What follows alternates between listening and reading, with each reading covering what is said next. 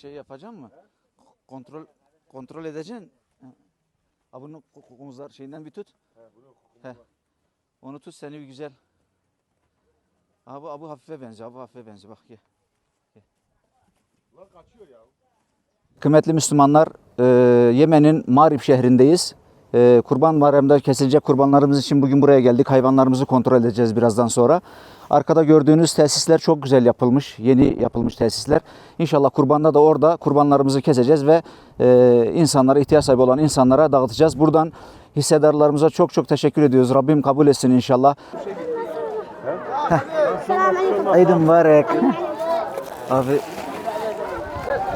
Ha. Eid mübarek. Eid mübarek. Tamam, video tamamdır abi. Ya Allah. Eid mübarek. Ne kadar basma video basma. Ya. Naam. Eid mübarek. Maşallah. Maşallah, barakallah. Naam. Eid mübarek. Eid mübarek. İnşallah. İsmi maşallah. Evet. Maşallah. Maşallah, barakallah. İdin mübarek. Gel. İdin mübarek. Maşallah. Dur. İdin mübarek. Dur gel. Gel. Eid mübarek. Maşallah. İdin mübarek. Naam. Maşallah. Barakallah. İdin mübarek. Maşallah. Takro. Ver birkaç tane ver. Aynen. He.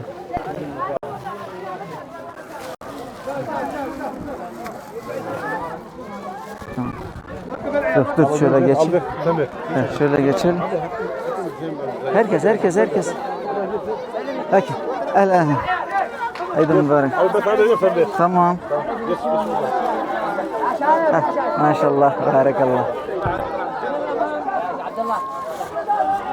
Heh.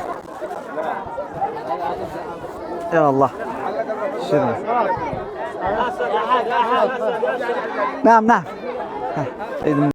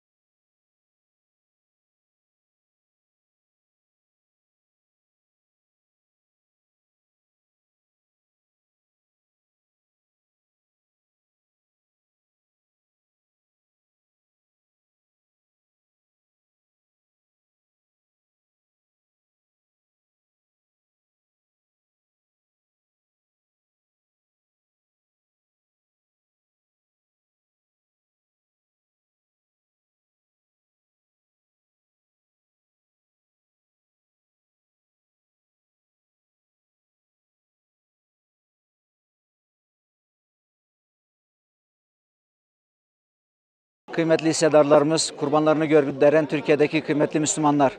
Şu an Yemen'in El Kavz kampındayız. Görüyorsunuz, insanlar kurban eti dağıtmak için sıraya girdiler. Biz de birazdan az önce kestiğimiz kurbanlarınızı burada kampta olan ihtiyaç sahibi insanlara dağıtacağız. Rabbim şimdiden buradan bütün ihtiyaç sahipleri adına, Yetimler Vakfı adına hepinize teşekkür ediyoruz. Rabbim kurbanlarınızı kabul eylesin inşallah. Allah razı olsun.